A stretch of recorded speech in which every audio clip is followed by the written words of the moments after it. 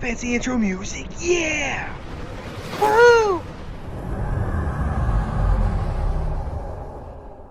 Hey everybody, welcome back to the channel where today we're once again answering your questions because this has been asked to me quite a bit lately. The firing patterns of ships. How exactly does that work? What does it mean in the game and how does that translate to, pew-pews, pew-pews?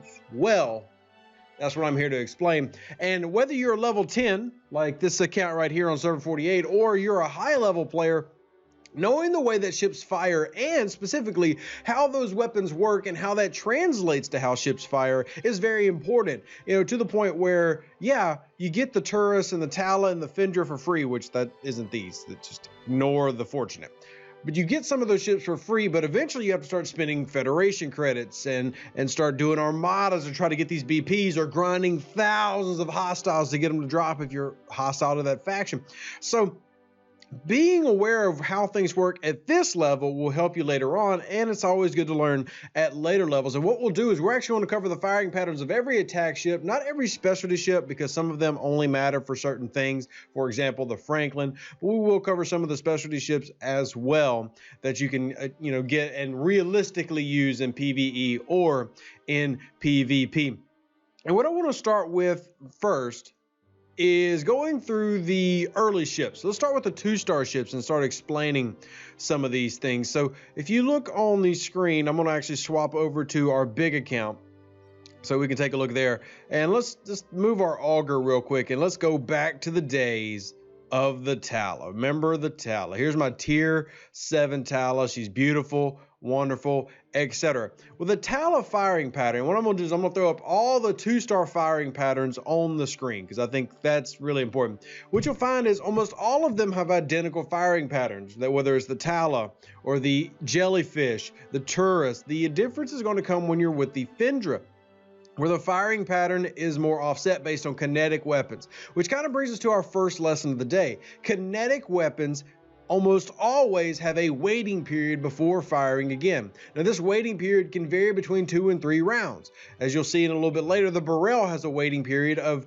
every 3rd round after it starts firing. Now it fires a double shot, but it does wait. The D3 and the D4 both wait each round before firing. They just alternate when they're going. So energy weapons are typically much weaker, but they do fire generally every round. And you can see my phase cannon here, very weak minimum maximum damage, but it fires every single time.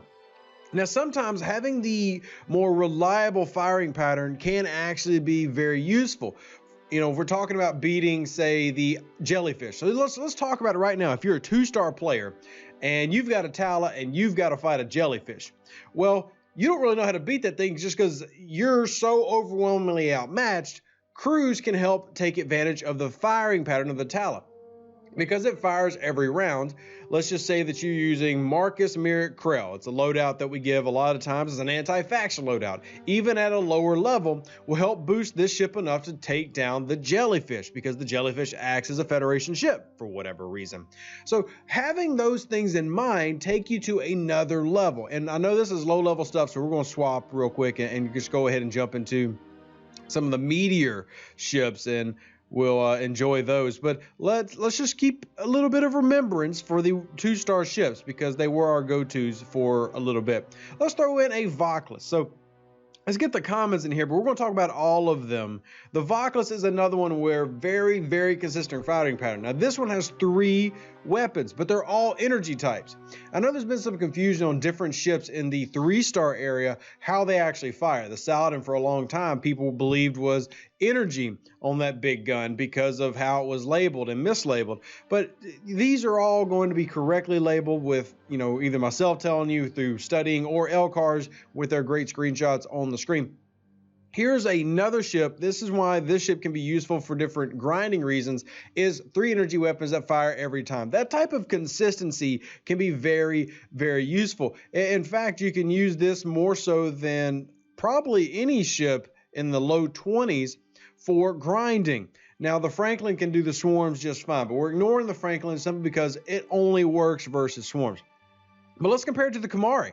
The Kamari is going to be better in PvP, as you can see on the screen, because it has a kinetic weapon that fires in the 1st round, the 3rd round, the fifth round, then the seventh round, etc. That extra kinetic weapon is going to provide more punch. Why are kinetic weapons so important? Let me show you. We're actually going to pull out the Kamari, and then from this point, hopefully we can speed through the rest of this video and talk about some of the later ships. But let's talk about the energy weapon. Here's the phaser cannon. 4,800 and 5,800 is the minimum maximum on that gun. Let's look at the kinetic now. 11, 5, and 14. Over double, which means that you need to start remembering things like your critical bonus. So let's talk about kinetics. And when kinetics are hitting criticals, they're hitting far harder than a normal shot is from an energy weapon. It's one of the reasons it's so nice to have these kinetic boats, and why kinetics can use or be used so effectively in PvP. That's why the Burrell is such a good PvP ship. We'll get to that in a minute. But that's the difference, is kinetics usually take time to charge up and fire, but they deliver far more devastating blast. All right, let's move on to the next ones. Look at the Saladin, the D3, the Mayflower. Let's look at all of those type of ships. And as you can see, the firing patterns on those vary, where you've got the Mayflower, which now has this weird 3 shots, but it has this weird breakup where it has an energy shot that has a break now that kind of pretends to be a kinetic shot. It's actually one of the reasons that it struggles. And if you look at the Legionary as well, the reason it's not as good as the Kumari a lot of times is it has a kinetic weapon that's not necessarily that strong, and then it takes every 3 levels to fire, every 3 rounds to fire. And that can be really problematic when you're trying to give a little extra boom to your ships. Saladin, Bortus, Centurion. Saladin is the best, even though the firing pattern would make you think it's the worst. And remember, you can't just take this singular video and go, oh, well, that firing pattern is amazing. It's the best ship in the world. It's not how that works. But the Saladin is amazing because its big gun is like big. Like when I tell you it's big, it's a BBG. It's a big banging gun. I mean, it's just like boom, lay it out on the table and just shoot everything. It is massive, gargantuan, just wow. And that's why it's so effective late in the game. Even though the Centurion honestly probably has a more reliable firing pattern, is simply how those weapons are set up that makes it so dangerous. And then the Bortus is still a good, I like the Bortus because it has 2 kinetic weapons, so it can actually provide some extra oomph in PvP. I just wish it was closer to the Kamari. Let's get into these 3-star rares and epics. I mentioned the Burrell earlier. Here's the Burrell, Gladius, and Intrepid side by side. You can see why I hate the Intrepid so much, just based on firing pattern alone. This firing pattern makes no daggum sense. You have 3 energy weapons.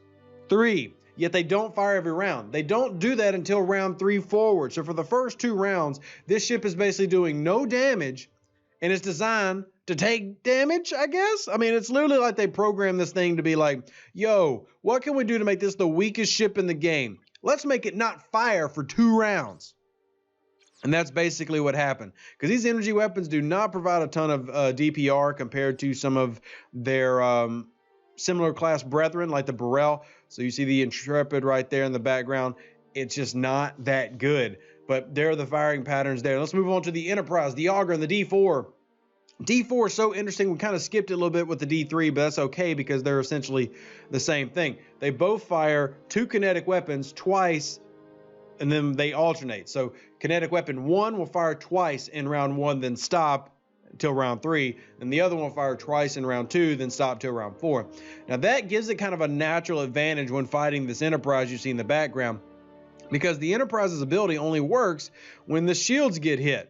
Well, that 2-shot counts as a 1-shot. So you're actually able to do a little bit more damage to the shields, and with certain loadouts, you know, Marcus Merritt Krell type things, you can actually get some shield penetration in and fight through. Or you could use a TOS loadout to fight the Enterprise. Lots of options you can go at now, which is not something that you had before. But attacking the 3 phases of mitigation, shield, and then hull is the way to go about it. But interesting firing patterns. The Enterprise, as you can see, is weaker than the Burrell. The Burrell, even though it took a little bit longer or 1 extra round for that kinetic to fire, it has a kinetic. The Enterprise doesn't. The Enterprise is stuck with 3 energy weapons, and they're all terrible. And even that double shot energy weapon just is not that good. It's not. So let's move on to the ISS Jelly, and we're going to start getting to the uncommon 4-star, because look, 4-star needs to have this discussion too. And The 4-star patterns really change. It's like all over the place now. It's completely different than how it was before. I accidentally opened up the ISS Jelly one, but there it is. So the ISS Jelly has got multiple energy shots and then one kinetic, but they're just really, really underpowered for what they do. I mean, just comparing them to what the other 4-stars do, it's just not very strong. And that's a problem, obviously, for most players in the game. Whereas if you look at the Valdor, it has 3 energy weapons, but they punch much harder, much better PvP ship. And even though the energy weapons are typically the weaker weapons in the game, the Valdor makes up for it by simply hitting you so many times at a lower level, which is one of the reasons that it's considered so strong. Then you look at things like the Kelvin, and the Kelvin's problem is not the firing pattern. The Kelvin firing pattern is actually really strong with 6 kinetic shots every 2 rounds. Like, ouch. But it's made of paper mache. So they all have failings, but the firing pattern is something that you can work around as a player using officers. Let's move on to the rares with the Coronar and the Pilum and even the Newton. The Coronar is quietly my favorite just because it's Klingon. The Pilum or the Pilum is definitely the best because you get the massive set of shots already going up in the front. So you compare that with like Huron, Harrison, you compare that with multiple anti-faction loadouts, you can compare that with a lot of stuff and take advantage of the massive DPS that you can do with a Pilum. Now, is it the best ship in the game? I don't know. But when you get 4 kinetic shots in round 1 plus 3 energy shots, so 7 shots in round 1, and you could carry 4 of those over into round 2 with Huron if you want to do that. There's just many loadouts that this firing pattern alone makes this ship very, very, scheme versatile. You can load it out with a lot of different sets and get a lot of different damage. And that's why so many people are going after the Pilum, because many people believe the Romulans have the best ships in the game right now. Doesn't mean the others are terrible. It's just the best. And let's go to the King of Kings area, the Tribune, the Hegta, and the Enterprise A. Well, the Enterprise A is an incredible disappointment in my opinion. Not necessarily because of the firing pattern. The firing pattern is really no different than what you have with the other Enterprise. The difference is that it doesn't have that special ability that the other Enterprise has. Now, you can see that its firing pattern is really wonky, where it has 3 energy weapons, but it goes 3, 7, 6, 7, 3, 10, 3, 7, 6. It's a really weird all over the place firing pattern. But the key is those energy weapons just don't put out a lot of damage. So unless you have extra, survivability from say the shield ability, it doesn't help too much. Now, don't get me wrong, the Enterprise A can still be extremely powerful, and it will wipe the floor with anything that's not an Enterprise A, basically. Though I have seen Pilums and Newtons and stuff take it down. It's going to win because it's an epic 50 ship. But when you compare it to its peers, the Hegta and the Tribune can both easily be loaded out to destroy the Enterprise A, including the Hegta flipping the battle triangle. You dead right, mates. You dead right, mates. Top night, mates. You dead right, mates. So it's something to look out for because of the energy weapons being a weird firing pattern. Not terrible, but weird. And simply one of those things where you go, I could do better with something else. My favorite in that group is honestly the Hegta. Like, I like the Tribune, but the Hegi is becoming my favorite because it's a kinetic boat. It's 4 kinetic weapons. You can do super high damage when you get it leveled up and loaded out correctly. And I just absolutely love it. Pairing, Lorca with Captain Killy, and then your, choice of mitigation officer, Marcus, Charvanik, Kang, and just go waylay those type of ships. I mean, this thing can put out serious damage. Or pair it with more critical shots. It's already got a built-in critical buff, but make those criticals happen earlier with Khan. So much you can do. I know this video ran a little bit long, but it does take a while to explain all the firing patterns for all the mainstay ships in the game, and hopefully you learned something. If you did, smash that like button, hit the love button down below. That's called subscribe, and follow the channel for all the latest Star Trek Fleet Command news, gaming news, because I've also got Star Trek Armada. We've got D-Man, the Defenders, so much going on. Oh my God, and my Oscar-winning performance for April Fool's event. Yes, it was an April Fool's event, by the way, everybody. Please don't believe that video I put out. I mean, it was fantastic. Don't get me wrong. I did amazing. You deserve to, enjoy and revel in the amazingness that is my acting career. But that was definitely not real. So live long and prosper. Stay safe with our Space Cowboys. And we'll catch you on the next one. I did April Fool's marriage in Scopely. Fact. Remember, Spock doesn't go on the Enterprise. Live long and prosper. All the best.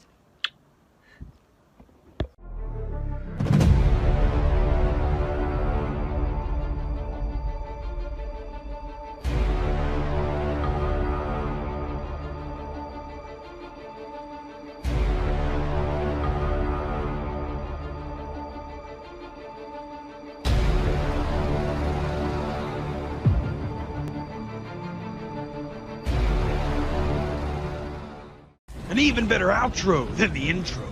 For the Empire and glory to your house.